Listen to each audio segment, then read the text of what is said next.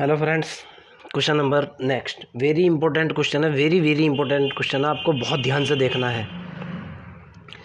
Question ये है, particle move in A Karu under the central acceleration. एक particle किसी कारू के अंदर मूव करता है, ओके, और जिसके ऊपर कोई सेंट्रल एक्सीलरेशन लगा हुआ है, so that its velocity at any point equal to that in a circle at the same distance. Particle की वेलोसिटी किसी सर्कल के अंदर पार्टिकल की जो वेलोसिटी है वो बराबर है सर्कल के अंदर वेलोसिटी के, ओके। यानी पार्टिकल की जो वेलोसिटी है, अगर पार्टिकल किसी सर्कल के अंदर मूव करता है तो दोनों की दोनों वेलोसिटी बराबर हैं and under the same attraction. और दोनों सर्कल के अंदर भी और पार्टिकल जब प्रोजेक्ट किया जाता है, यानी सेंट्रल एक्सीलरेशन के अंडर में दोनों के ऊपर लगने वाला जो अट्रैक्शन फोर्स है वो दोनों के दोनों सेम है।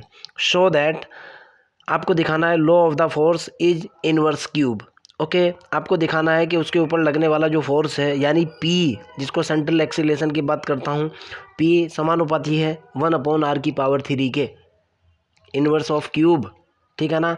एंड आगे दिखाना है पाथ इज इक्वेंगुलर स्पाइरल, और पार्टिकल का जो पाथ है वो इक्वेंगुलर स्पाइरल है।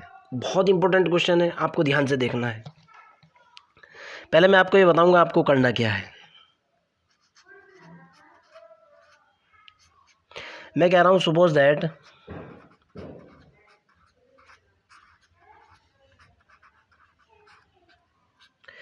P is central acceleration, P is central acceleration, okay. सिद्ध करना है हम लोगों को, पहले वाले पार्ट को बता रहा हूँ। टू प्रूव दैट, हम लोगों को सिद्ध करना है कि P जो है 1/r³ के इन्वर्सली प्रोपोर्शनल है। ये तो मेरा टारगेट है, ओके। अब देखो बेटा, जाहिर सी बात है P की कुछ ना कुछ वैल्यू होगी। मैं कह रहा हूँ कि सपोज दैट, पहली बात तो ये है, सपोज कर रहा हूँ मैं, suppose that P is equal to u² into φ-u। अब ये वेरी इंपॉर्टेंट क्वेश्चन पैदा होता है कि सर आपने P की वैल्यू u² φ-u ही क्यों सेलेक्ट की। बच्चों आपकी मर्जी है, आप यहाँ जो है ना u की जगह r भी ले सकते हो, φ' की जगह आप a भी ले सकते हो, या कोई दूसरा रिजल्ट जो आपका दिल चाहे आप उसको रख सकते हो, ओके। मैंने ये इसलिए लिया है क्यों, जब इसके ऊपर मैं सेंट्रल ऑर्बिट का इक्वेशन लगाऊंगा तो मेरी कैलकुलेशन आसान हो जाएगी। समझ आती है ना मेरी बात। सिर्फ कैलकुलेशन को आसान करने के लिए मैंने ये सपोज किया है। आप कुछ और भी सपोज कर सकते हो। अगर आपने ये सपोज किया, आपको क्या प्रूफ करना है नाउ, अब प्रूफ करना है कि टू प्रूव दैट, अब आपको दिखाना है कि टू प्रूव दैट P की वैल्यू तो ये हो चुकी, u² φ-u is inversely proportional to 1/r³ के। बात तो एक ही है। P को जब आपने सपोज कर लिया, यानी आपको ये दिखाना है, क्लियर है ना। फिर मैं आपको कह रहा हूँ ये आपकी अपनी मर्जी है, मैंने इसको कुछ और भी सपोज कर लेना था। अब मैंने इसी को क्यों सपोज किया, अपनी कैलकुलेशन आसान करने के लिए। जैसे पहला स्टेप बताऊंगा, आप समझते हुए चलोगे कि क्यों आसान हो रही है calculation. Now equation of central orbit क्या होता है भाई, इक्वेशन ऑफ सेंट्रल ऑर्बिट हमारे पास होता है h² u plus d2u over d θ² is equal to P/u²। देखना आप, ये u² इससे कैंसिल हो जाएगा, छोटा सा स्टेप बचेगा। पहला फ़ायदा तो ये होगा, ओके। तो यहाँ से मेरे पास इक्वेशन ऑफ सेंट्रल ऑर्बिट क्या निकल जाएगा, ये होगा h² u plus d2u over d θ² is equal to, मैंने P की वैल्यू डाली u² φ-u अपॉन u²। आप चाहो, मैं फिर आपको कह रहा हूँ, आप चाहो इस P की जगह जो है ना कोई दूसरी क्वांटिटी सपोज कर सकते हो, जो भी आपका दिल चाहता है, बस आपकी कैलकुलेशन फिर हार्ड हो जाएगी। कैलकुलेशन को आसानी से निकालने के लिए मैंने ये सपोज किया। ओके, आगे चलते हैं। इससे मेरा ये कैंसिल, कितना निकल कर के आया ये हुआ h square u plus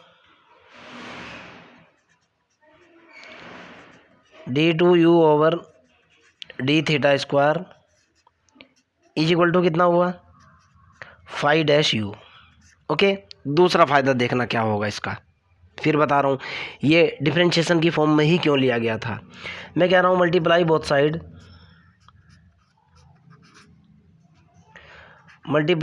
side by 2du over d theta and integrate with respect to theta.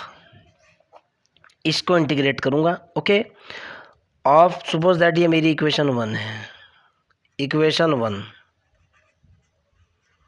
देखना, आप दूसरा फ़ायदा देखना, मैंने p इज इक्वल टू लिया था u स्क्वायर 5-। फिर बता रहा हूँ, इसकी जगह जो आपका दिल चाहता था आप ले सकते थे, लेकिन सबसे आसान ये इसलिए पड़ा क्यों, यू स्क्वायर से तो यू स्क्वायर कैंसिल हो चुका, और इंटीग्रेशन के बाद ये फंक्शन ऑफ यू बन जाएगा डिफरेंशिएशन की फॉर्म में, और भी आसान हो जाएगा ये फॉर्म बनाने के लिए। क्यों, लॉ ऑफ द फोर्स या पाथ निकालने के लिए मेरे को इस स्टेप की ज़रूरत पड़ती है। मैं लगभग 90 लेक्चर इस टॉपिक के ऊपर बना चुका, हर बार इसी की ज़रूरत पड़ती है। इस ज़रूरत की ये रिक्वायरमेंट पूरा करने के लिए मैंने ये सपोज किया है। फिर बता रहा हूँ 2du ओवर डी थीटा की रिक्वायरमेंट पूरी करने के लिए, integration with respect to theta करने के लिए मैंने इसका सहारा लिया, यानी p को u स्क्वायर इंटू 5-u माना। u स्क्वायर इसलिए माना, u से u स्क्वायर कैंसिल हो रहा था फार्मूले के अंदर, क्वेश्चन आसान बनाने के लिए। इधर वाला स्टेप तो आप जानते ही हो, इधर निकल करके आएगा एच स्क्वायर, ये हो जाएगा u स्क्वायर प्लस के du ओवर डी थीटा का complete square is equal to integration of 2 into du over d theta into 5-u into d theta. इससे ये कैंसिल हो चुका। ये कितना निकल करके आया भाई, एच स्क्वायर, ये हुआ यू स्क्वायर प्लस के du ओवर डी थीटा का complete square is equal to integration 5-u into du।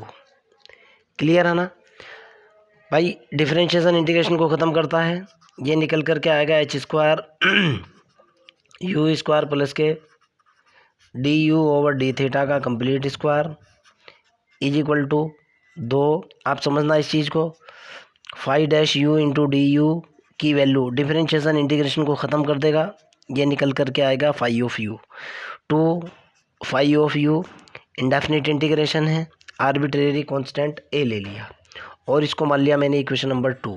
But आगे की तरफ चलते हैं।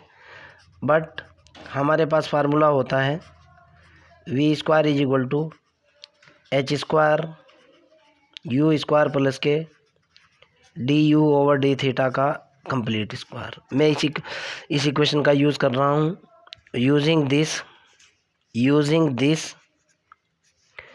इन सेकंड इक्वेशन। ओके, इक्वेशन है उसके अंदर मैंने इसका यूज़ किया, और यूज़ करने के बाद मेरे पास ये रिजल्ट निकल कर के आया। अब देखो क्या बनेगा रिजल्ट, ये v स्क्वायर, ये दोनों वैल्यू बराबर हैं, बार बार इसी का यूज़ होता है। ये हुआ v square is equal to h square, ये हुआ u स्क्वायर प्लस के du ओवर डी थीटा का complete square is equal to, ये निकला 2 प्लस के a। सपोज दैट ये इक्वेशन नंबर 3 है। आगे की तरफ चलते हैं। ओके, क्वेश्चन के अंदर क्या दिया हुआ है जरा उसको देखो। क्वेश्चन के अंदर कह रहा है कि it's velocity at any point is equal to the velocity of the circle. साफ साफ लिखा हुआ है, in a circle at same distance, यानी पार्टिकल की वेलोसिटी, सर्कल के अंदर जो पार्टिकल की वेलोसिटी है दोनों सेम है। ओके, चलो मैं वही कह रहा हूँ कि suppose that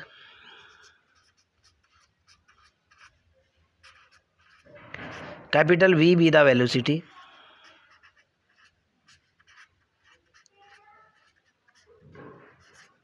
for circle, circle के लिए क्या वेलोसिटी है भाई, कैपिटल वी।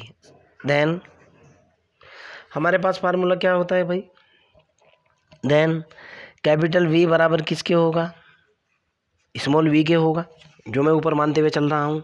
क्यों, at equal velocity, equal velocity है, साफ साफ लिखा हुआ है। तो कैपिटल वी का फार्मूला होता है capital V square upon a, capital V square upon r is equal to P,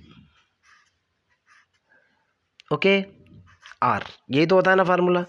किसी पर्टिकुलर दूरी के ऊपर v square upon r is equal to a लेता था, लेकिन यहाँ दूरी नहीं दी हुई है, तो v square upon r p की वैल्यू आर के ऊपर, okay.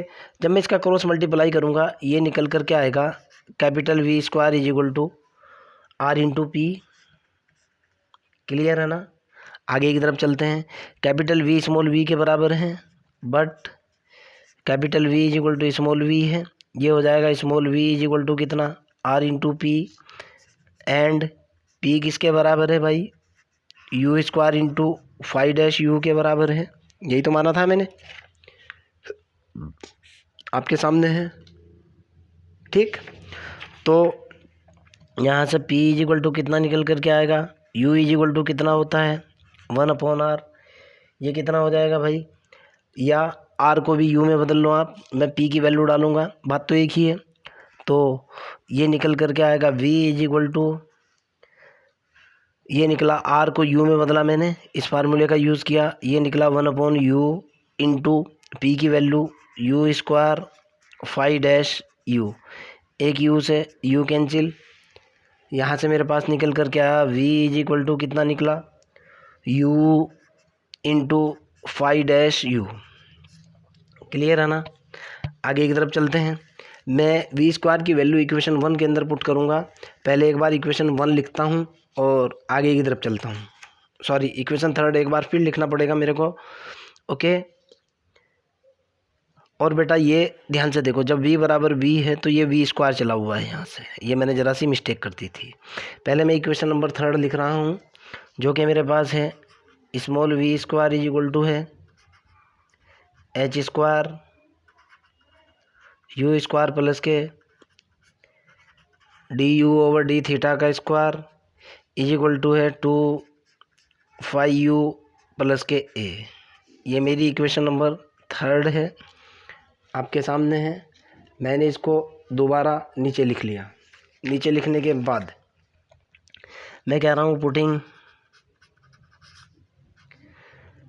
v square is equal to u into 5-u in third equation.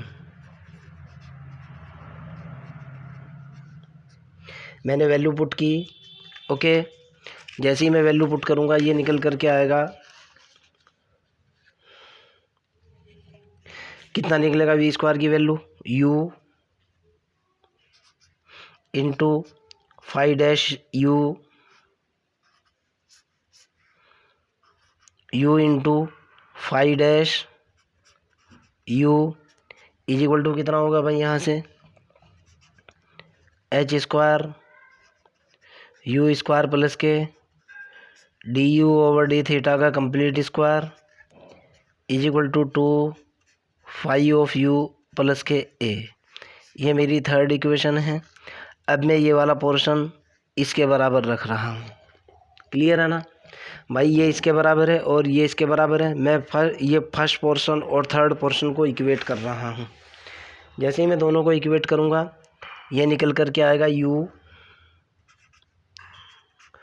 5-u is equal to 2/5 plus के a। क्लियर है ना। आगे की तरफ चलता हूँ। यहाँ तक मेरे ख्याल से कोई भी आपत्ति आपको नहीं होनी चाहिए। मैं इसमें डिवाइड करूँगा both side, dividing both side by u cube. आप इसका रीज़न देखना क्यों करूँगा मैं। ये निकल कर क्या आया, u इंटू 5-u बटे u की पावर 3 माइनस के 2 phi of u divided by u की power 3 is equal to a upon u की पावर 3। क्लियर। यहाँ से अगला स्टेप निकला, एक इससे कैंसिल हो चुकी है पावर, इधर लिख रहा हूँ, ये निकला फाई डैश यू बटे यू स्क्वायर माइनस के 2 phi of u divided by u की power 3 is equal to a upon u की पावर 3। जरा इस फार्मूले को देखो, इसको मैं लिख सकता हूँ, इस वाले को, इंपॉर्टेंट स्टेप है, डी ओवर डी यू, किसका फार्मूला है ये 1 upon u square phi of u का फार्मूला है, देख लो आप। ओके, बराबर है, फिक्स फार्मूला है, बराबर किसके है, फाई डैश यू बटे यू स्क्वायर माइनस के 2 फाई ऑफ यू बटे यू की पावर 3। जब आप इसको डिफरेंशिएशन करो, इसको 1 upon u square phi of u को डिफरेंशिएशन करो, ये निकल कर के आएगा, बता दूंगा मैं आपको। देखो कैसे, ऊपर वाला भाई एक ये अंश ये है, ऊपर वाले का डिफरेंशिएशन, ओके, नीचे वाला एज इट इज हो जाएगा, फिर नीचे वाले का डिफरेंशिएशन 2u, ये ऊपर वाला एज इट इज हो जाएगा, फिर इसका स्क्वायर करेंगे, जब इसको सॉल्व किया जाएगा रिजल्ट निकल जाएगा। कहो तो मैं आपको करके दिखा दूं भाई, बताऊं, अभी बताता हूँ। बच्चों वाली बात थी वैसे तो, लेकिन फिर भी बता दूंगा भाई। देखो बेटा, आप जरा इसको डिफरेंशिएट करके देखो, अलग पेज पर बता रहा हूँ। ऊपर वाले को डिफरेंशिएट किया, फाई डैश यू निकला, इंटू कितना हुआ यू स्क्वायर माइनस, अब की बार नीचे वाले को डिफरेंशिएट किया, ये कितना निकला 2u into phi of u हुआ, डिवाइडेड बाई नीचे वाले की पावर 4 हो जाएगी। क्लियर है ना। जब अलग अलग के बटे में करूँगा मैं इसको, कितना निकल करके आएगा, फाई डैश यू स्क्वायर बटे यू की power 4 minus 2u phi u बटे यू की पावर 4, इस पावर से पावर कैंसिल हो जाएगी, फाई डैश यू बटे यहाँ यू स्क्वायर होगा माइनस के 2 फाई यू बटे यू की पावर 3 नहीं होगा। इसके अंदर मैंने अंश बाई हर का फार्मूला लगाया, अंश बाई हर का आपके सामने है। पहले बार ऊपर वाले का डिफरेंशिएशन, नीचे वाला एज इट इज, फिर नीचे वाले का डिफरेंशिएशन, ऊपर वाला एज इट इज, नीचे वाले का स्क्वायर, सॉल्व किया, ये रिजल्ट निकल गया, आपके सामने है, निकल गया ना रिजल्ट। Okay, clear. अर्थात ये रिजल्ट इसके बराबर हुआ, तो देन इस रिजल्ट को देखो मैं क्या लिखूँगा, अब इसको मैंने लिखा, देन ये हुआ d over d u 1 upon u square phi of u is equal to कितना हुआ भाई, ए अपॉन यू की पावर 3। मैंने इंटीग्रेट किया both side, integrate both side किया मैंने भाई। जैसे ही बोथ साइड में इंटीग्रेट करूँगा, इंटीग्रेशन आपको पता है जिसके रिस्पेक्ट में डिफरेंशिएशन होता है, इंटीग्रेशन भी उसी के रिस्पेक्ट में होता है। ये होगा d over d u 1 upon u square phi of u into d u is equal to integration a into u की पावर -3 इंटू डी यू से डी यू ख़त्म, डिफरेंशिएशन इंटीग्रेशन को ख़त्म करता है, सारी चीज़ें आप जानते हो। तो यहाँ से इधर कितना निकल कर के आया भाई, 1 अपॉन यू स्क्वायर, ये निकला 1 upon u square phi of u is equal to, जब मैं इसको इंटीग्रेट करूँगा ज़रा ध्यान से देखना, क्या ये नहीं निकल करके आएगा -a अपॉन 2u स्क्वायर, और इंडेफिनिट इंटीग्रेशन की वजह से प्लस के b नहीं होगा। देखो आप, इंटीग्रेशन u की पावर -3 इंटू डी यू कितना निकला, u की पावर -3 प्लस 1 बटे -3 प्लस 1 कितना निकला, u की पावर -2 बटे -2 बराबर कितना निकला, 1 अपॉन -2 यू स्क्वायर। देखो भाई, डाउट है तो पूछो। ओके, ये निकल गया, आगे की तरफ चलते हैं। कोई दिक्कत वाली बात तो नहीं है। मैंने इसको हल किया, हल करने के बाद यू स्क्वायर दोनों तरफ से कॉमन ले लिया, इसको लिखा मैंने 1/u²।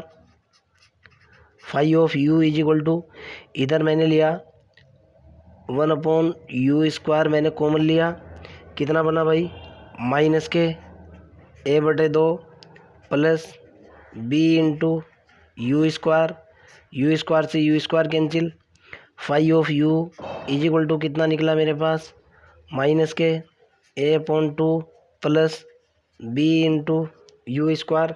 जब मैं इसको डिफ्रेंशिएट करूँगा, ध्यान से सुनना, मैं इसको डिफ्रेंशिएट कर रहा हूँ with respect to u, differentiate कर रहा हूँ, बताऊँगा क्यों, विद रिस्पेक्ट टू u। ये तो निकल कर क्या आया, d/du is equal to d/du minus a/2 plus d/du bu²। ये तो हो चुका φ', ये हो चुका 0 प्लस के ये कितना हुआ 2bu। कोई दिक्कत तो नहीं है। नाउ p मैंने कितना माना था, p बराबर था मेरे पास, ध्यान से देखना है, u² φ', p बराबर था मेरे पास u² φ', यही तो माना था मैंने p की वैल्यू। ओके, तो मैंने यहाँ से φ' की वैल्यू डाली, तो p बराबर निकल कर के आया 2bu इंटू u²। तो यहाँ से निकल कर के आया p बराबर 2b इंटू u⁻3। इधर लिख रहा हूँ बेटा, यहाँ p बराबर हुआ 2b/r⁻3, यही हुआ ना, u is equal to 1/r होता है। अब एक बात बताओ यार, क्या p समानुपाती 1/r⁻3 नहीं है क्या, सोचो आप, है ना। पहला रिजल्ट क्या प्रूफ करना था, p दिखाना था 1/r⁻3 के समानुपाती, रिजल्ट आ चुका, देख लो आपके सामने। ओके, आगे की तरफ चलते हैं भाई। एक छोटा सा पोर्शन और भी है, मेरे को इक्वल एंगुलर स्पाइरल इसको शो करना है, और मैं चाह रहा हूँ कि अगले इसको सेकंड पार्ट के, चलो इसी पार्ट के अंदर ले लूँगा मैं, छोड़ो लेक्चर चाहे जितना भी बढ़ जाए, कोई दिक्कत वाली बात नहीं है। एक रिजल्ट क्लियर, आगे सेकंड पोर्शन की तरफ चलता हूँ और सेकंड रिजल्ट निकालता हूँ। वी नो दैट, हमारे पास जो फार्मूला होता है मैं उसका यूज़ करूँगा और अगला रिजल्ट कैलकुलेट करूँगा। देखो क्या होता है, वी नो दैट फार्मूला होता है हमारे पास h²/p⁻3 dp/dr is equal to capital P। Capital P वो ये है, ये तो पैडल इक्वेशन की दूरी होती है, capital P centre of force है। ओके, और P जो निकल चुका है मेरे पास, मैं निकाल चुका था 2b/r⁻3। देखो आप, अभी कैलकुलेट कर चुका था, क्लियर है ना।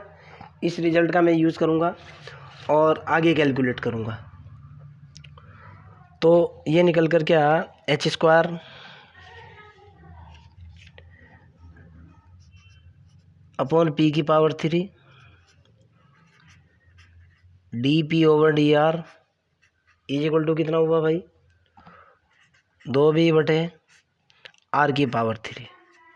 मैं कह रहा हूँ मल्टीप्लाई किया मैंने both side, multiply by -2 both side, दोनों तरफ -2 से मल्टीप्लाई कर दिया, और मैंने इसका रिजल्ट निकाल लिया। ये निकल कर के आया -2 h² p⁻3 dp/dr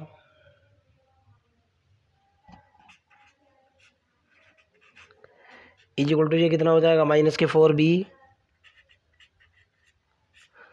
upon r⁻3। Variable separable का यूज़ किया मैंने, इसके अंदर से जो है वेरिएबल सेपरेबल जब मैं करूँगा, ये निकल कर के आया -2 h² अपॉन p⁻3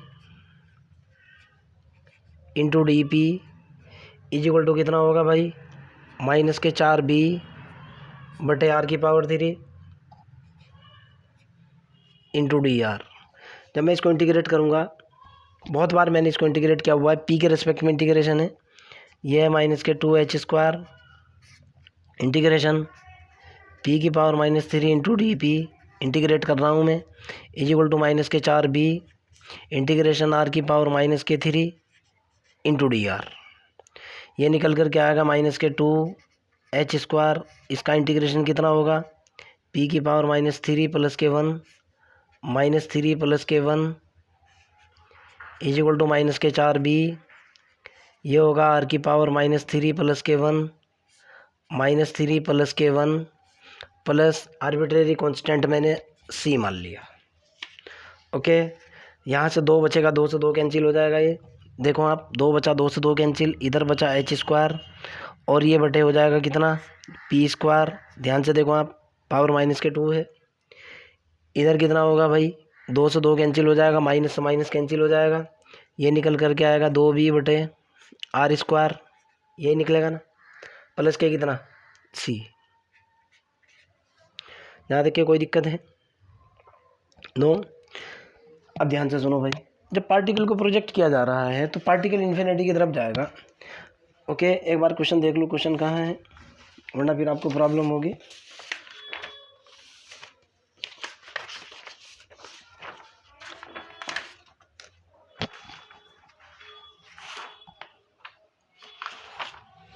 मिल जाए यार जल्दी से भाई, ऐसे ना करे यार।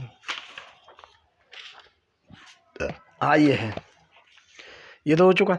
जब मैं पार्टिकल को जो है ना, ध्यान से सुनो, पार्टिकल को जो है ना, मैं मान लिया पॉइंट 2 है, ये वाला पॉइंट पी है, यहाँ से ऐसे प्रोजेक्ट कर रहा हूँ। प्रोजेक्ट करते करते करते करते भाई, पी तो पैडल इक्वेशन होती है ना, ये दूरी होती है ना ऐसे, तो पार्टिकल कहाँ से कहाँ तक जाएगा हम लोगों को नहीं पता है, अर्थात पी को इन्फिनिटी टेंड करना होता है। ओके, अगर मैं नाउ अगर पी टेंडिंग टू इन्फिनिटी है तो क्या होगा मेरे पास, तो जाहिर सी बात है आर टेंडिंग टू किस तरफ होगा, इन्फिनिटी होगा। मैं पी की वैल्यू इन्फिनिटी डाल ली, h² = 2b/∞ प्लस के सी। ये कितना हुआ, h² की वैल्यू 0, आपको भी पता है, किसी के भी बटे में इनफाइनाइट आता है तो 0 होता है। 2b/∞ = कितना 0। रिजल्ट कितना बन गया यहाँ से भाई, ज़रा देखो आप, आपका रिजल्ट कितना बना यहाँ से। तो यहाँ से मेरे पास जो रिजल्ट निकल कर के आया बेटा, ये हुआ, ये 0 = 0 प्लस के c, यानी इसका मतलब निकला c = 0। c = 0 यहाँ पुट करूँगा अब मैं। Okay, now putting c = 0। Clear है ना। नाउ ये हुआ 0 = 0 प्लस के c = कितना निकल गया 0। नाउ पुटिंग c = 0 इसी इक्वेशन के अंदर पुट करा, कितना निकला भाई, ये हुआ h² / p² = 2b/r²। क्लियर है ना। यहाँ से p² की वैल्यू निकाली, p² = कितना कितना निकल गया, ये निकला h² बटे 2b इंटू r²। क्लियर है ना। अगर h² / 2b h² / 2p sorry 2b, ये भी कांस्टेंट ये भी कांस्टेंट, इसको मैं नया कांस्टेंट a मान लूँ, मैं सपोज कह रहा हूँ, आप चाहो तो डायरेक्टली रख सकते हो, कांस्टेंट क्वांटिटी है भाई 4/10। रिजल्ट कुछ भी आ रहा लेकिन होगा तो कांस्टेंट ही ना, समझ आती है ना। तो यहाँ से कितना निकल कर क्या आया, p² = कितना निकल गया ar। और ये क्या है, दिस इज, लिख भी रहा हूँ, this is pedal equation of, किसकी पैडल इक्वेशन है, this is the pedal equation of equiangular spiral, इक्विएंगुलर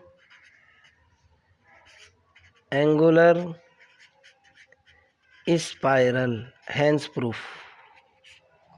फिर भी अगर आपका कोई डाउट है, कोई प्रॉब्लम है कमेंट बॉक्स के अंदर क्वेश्चन को डालिए, आई विल हेल्प यू। भाई देखो सेंट्रल ऑर्बिट तो मेरी तरफ से आज कंप्लीट हुआ है। अब केपलर्स लॉ के कुछ क्वेश्चंस हैं यूपीएससी वालों के लिए हैं, वो तैयार करूँगा मैं, ओके। और हाँ, इस चैनल के ऊपर फ्री ऑफ कॉस्ट कुछ भी नहीं है, प्लीज़ आप मेरे को शर्मिंदा मत करें। बाय।